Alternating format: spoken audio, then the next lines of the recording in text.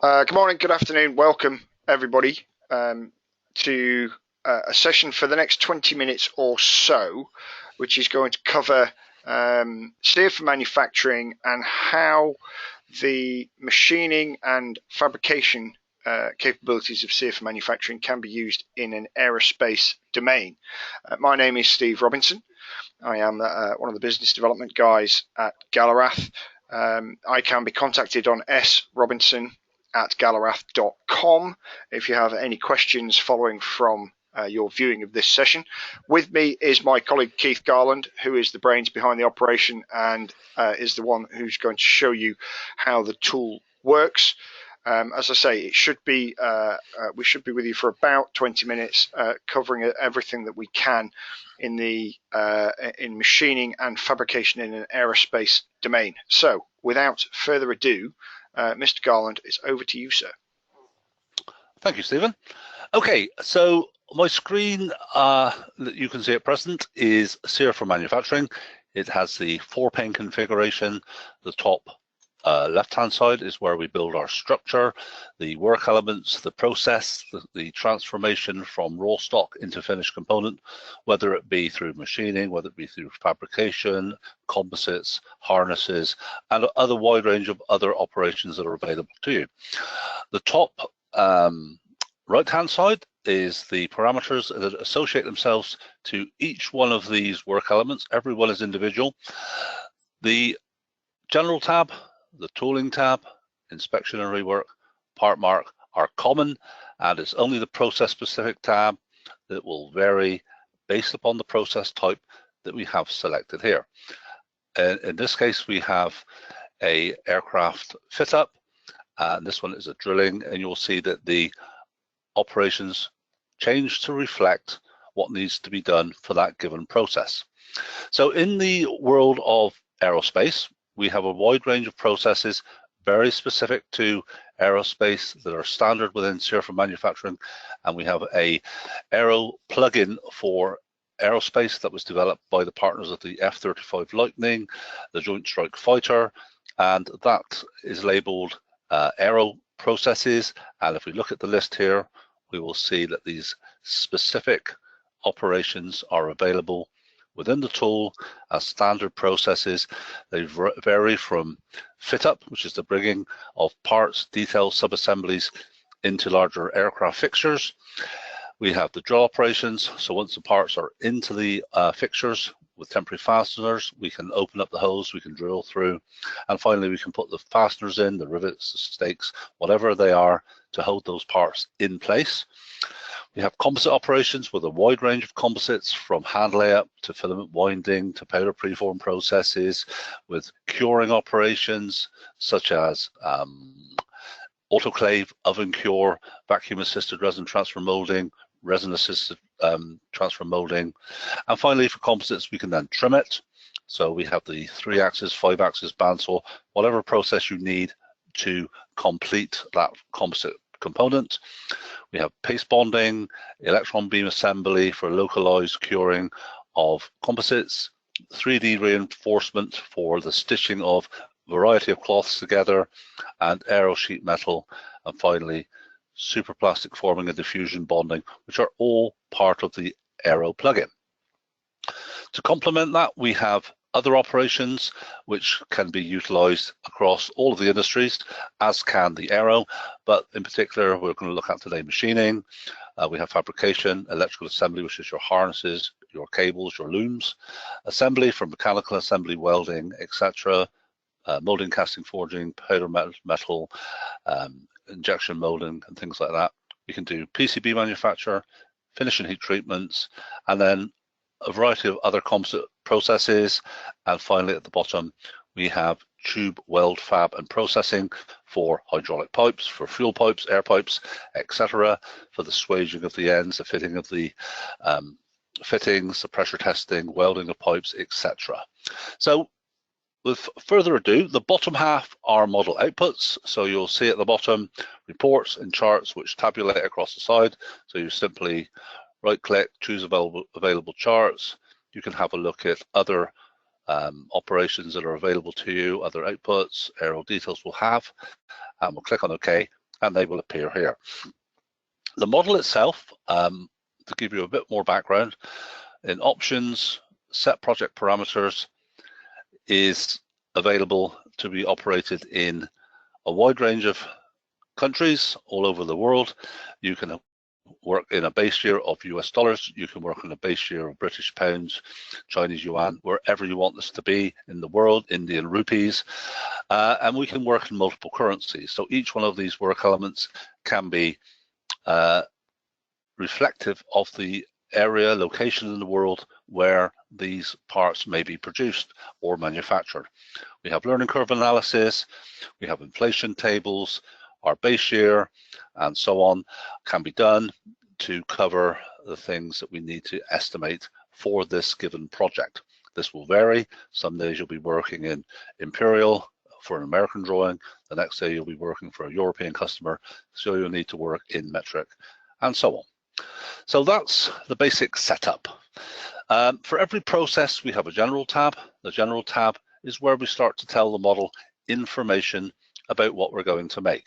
Now, in the case of our aircraft parts, our product classification is essential that we set it very high according to the end-use reliability examples, aircraft, space, military aircraft, so on. So we have that as high as it goes, which it's set for correctly. We rate the capabilities of the people.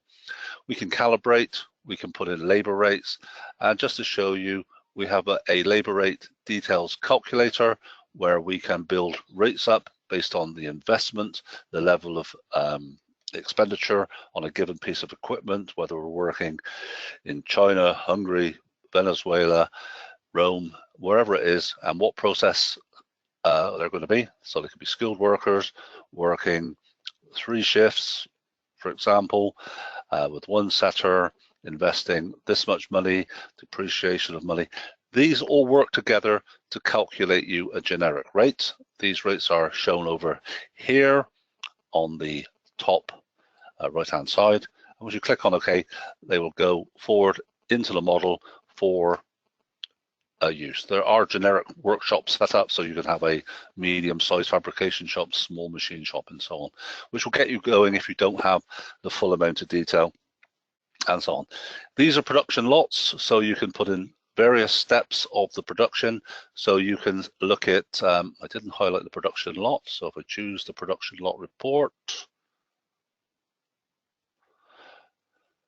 and here you can see the result of the production lot. You will see the various lots, 1 to 285 curve, a unit cost of 1,900, coming down in cost as the production quantities increase.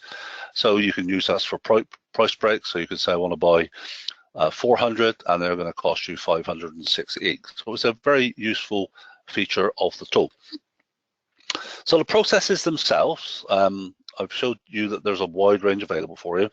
This is a sample part that was a variety of processes that was done, and it just shows you how things are put together. So the very first one is Aero fit up, and we'll ignore the general tab and we'll look at the process specific.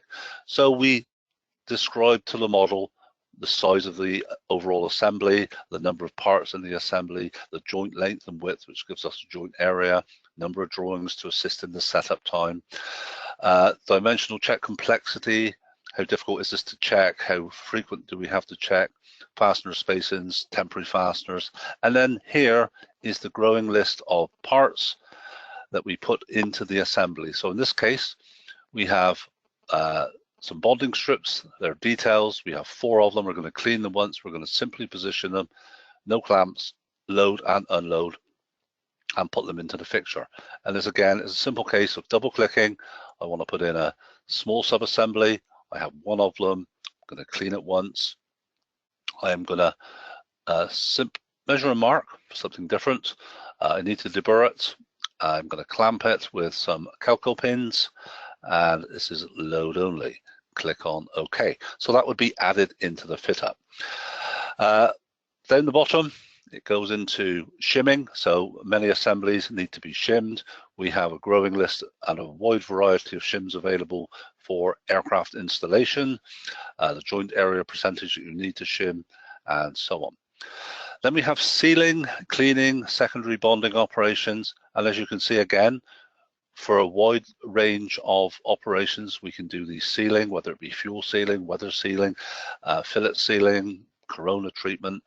These can be added. Again, we would tell it percentage area that needed to be sealed and click on OK for this growing list of operations. If you want to, we can add insulation blankets for aircraft insulation, and you can see we have a wide range of available options. And it's important to note you can also add your own soundproofing and trims and materials and different operations into the model if needed. So once everything is set up into the fixture, we put in the drilling hose. Again, define the size of the part, the drilling operations. In this case, we're going to hand drill 143 holes, 6.35 diameter, and then countersink them. This one, we're going to use Quackenbush, and then we're going to ream to final. We have 3 more bolts here putting in. These could all be done in a single line item. They were separated for clarity to identify the parts within this assembly. And then finally, there's some rivets going in, drilling 4 rivets here. And then all of the fasteners are listed here. Our nuts, bolts and washers, rivets, solid. And again, I can add more fasteners for my detail that I just added. I could say I've got some what should we have? Just some plain rivets. I think they're solid rivets to hold my detail in place. I got 4 of them. Seal type is none. Automated, no. Wet install, time. Torque check, no. Click on OK. And that will go in and also generate additional time. This point is also important for you to understand what the model is going to give you in respect of an output. So that would be an aircraft assembly. Okay, so the putting of parts together, the drilling through multiple operations, and the fastening. If you look at our Aero detail operation here, we can come to here. I'll double click it, bring it out, and you can see the sort of information. Wrong one. Aero details report, sorry. And the report specific to all the Aero operations is here. So you have all of this information: tool time, program load time, primary setup time, dimensional check time, load and unloads and clamping and shimming and removing tools and cleaning tools. And you can see where the cost is being driven. This bonding operation is a big driver. Can we remove that operation? Can we find a better way of applying that secondary bond, reduce the area that needs to be bonded, and so on and so forth? So it gives you that. So that's for that operation. For this one, the inputs will change, but the detail is still great. And finally, for the faster installs, we have our torque check-in, our hold check percentage, our setups, removing tools, protective coating the tools, and so on and so forth for that level of detail. The next part down is another assembly, and so is that one. So we're fit up, drilling and fastening in that same process method. This is an investment casting. Now this can do aircraft casting. I'll just show you the inputs here. So for the casting, a different set of questions: the material, parts per tree, setup cycles, runner system, casting weights, etc. All things relative to it. And here's the sand casting, investing casting. And interesting to note here, this one has been excluded. So we've looked at it in 2 different manufacturing processes. We've done a what if we choose sand casting, what if we choose investment casting. We've left the work element in its place and we've excluded it using this little button here, which allows you to keep your work into your estimate, but it allows you to exclude the cost from the roll-up. Again, like I said, very detailed composite capability within it. We describe the part, hand layout, the ply table, and so on.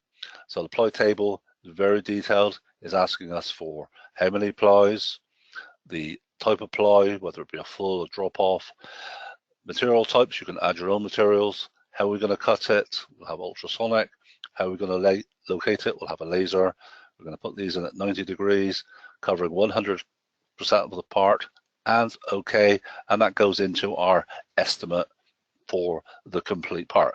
So the model takes care of the complexity of the part based upon all of the plies and the orientation of the plies and the size of the plies that can come into. And this is where our integration with CATIA comes into place, where it takes the ply table out of CATIA and can populate these and do estimates completely as well. So we have an automated process for doing this in the future. Here is the autoclave, information about the stiffeners and the different things, the trimming operations, how we're going to trim it, 3-axis machines, finish and rough, one setup, trim length, periphery of the part that needs to be trimming, and we can do material stack-ups here for dissimilar metals, and the model will run at the slowest cutting speed for the materials within that stack-up. Here is a composite layout for a honeycomb panel, where we have a machining operation using the process core, where it's going to do bandsaw the part, mill the profile, and then core is specific to the preparation of the honeycomb and the foams, where we can prepare it, form it, pot it, splice it, clean it, reticulate it, and so on. Forgings, castings, again, we've kind of looked at, but we want to focus today on sheet metal and machining. So machining is a process of modeling material removed. So we describe what we're making it from. We have raw stock, aluminium alloys, and then based on the size, the dimensions, we have a rectangular part of 500 by 275 by 100. And then here we can do material reclaims. So if we're doing high-speed machining and we're going to machine away 93% as scrap material, we can do some form of recovery of that material as a feedback into the process to allow us to calculate that. And then this is the operations. So the operations here are skim the front face using a surface skim roughing operation. These are the dimensions, and if I double click it, it becomes clear. So it's a front face, length, width 2, which allows you to do tapered parts, and the average depth. We're going to load it, we're going to set it up for this given part. So we skim the front, we skim the back, we rough out a profile, we rough out the center. So these are all various operations that we have: profile rough, surface skim rough, profile rough, surface skim, angled faces, pocketing, drilling, and some end milling, and so on down the bottom, some radial milling. To add the operations, you'll see the extensive list. So this is the removal definitions box for machining. And if you want to cut corners, we can say I want to machine 50% of the balance of the weight and add an operation such as that, and you will do a quick estimate based upon the removal rate for that given material type. You can go into detail. We can say I want to use an end mill rough. I don't want to use material definition. I'm going to use a rectangle. So I'm going to mill face. And the length of the cut is going to be 100. The width of the cut is going to be 25. The depth of the cut is going to be 15. This can be turned on or off. It gives you the ability to take control of the number of passes or let SEER calculate it for you on your behalf. But what I wanted to show you is the level of detail you can go down to. So you can remove a weight, you can remove a volume, you can use machining details, and you can start selecting cutters of a 16mm diameter, 3 flutes, feed per tooth, meters per minute, RPM, feed rate, radial depth of cut, actual depth of cut, and so on and so forth. So you're getting into finite machining standards. So you're able to take total control of the process, the machine tool type, the material type, and you can model exactly what you need to do. Now, likewise with the Aero report, we have a operations report, window, arrange all. The operations report will show you cut by cut, blow by blow, each one of the operations in the list here behind, and it's going to also show you the percentage of the total operation time.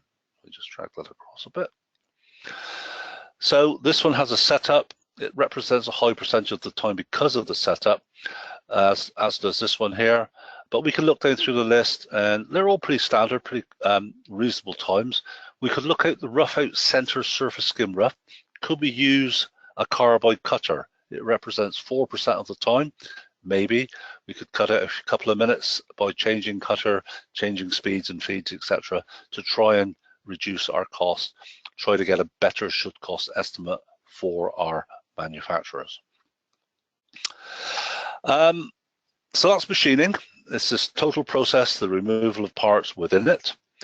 Aero sheet metal, on the other hand, is a very parametrically driven, based upon thousands, if not hundreds of thousands of projects where we describe the part, okay, the size, the width, the length, the area, the thickness of the material. We tell it what the material is, and then based upon the material selected, these operational lists will alter. So if I change this from aluminium alloy to thermal plastic, you'll see that the list is a lot smaller. We can do hot drape form, hot platen form. We can't do a lot of the other operations because of this composite material. However, in aluminium, we have the option of preforming, blanking, routing. So it breaks down into preform operations. What do we do to start this process? What does it do to form the part once we've cut it out? What operations are required following the bending operations? Is there final trimming? And then finally, once that part is to size, trued up, cut to profile, the number of bends are in it, we can then think about anodyne, lacquer, etching, painting, polyurethane paint, etc. But if you notice, there's no dimensions, there's no number of bends, it's simply a yes-no process. Yes, I want to rotate. Yes, I want to draw rubber it. Yes, I'm going to trim, scribe after form. Yes, I'm going to hand hammer to true it up. Yes, I'm going to anodize. Yes, I'm going to epoxy paint. Yes, I'm going to polish. That is the entire process. Okay, there's no worry. It's based upon parametrically driven algorithms based upon all these projects, which says if the part is this big, the routing length is notionally going to be between this range, and that's what the model will use in the background within the algorithm. This allows you to build and create knowledge bases with specific processes in mind, so you can hide all the things you don't want to. And if I insert a work element, I'm not sure if I have it. No, I've got a new version. I had another one which you had all of these hidden. So basically the process would be select that one. Not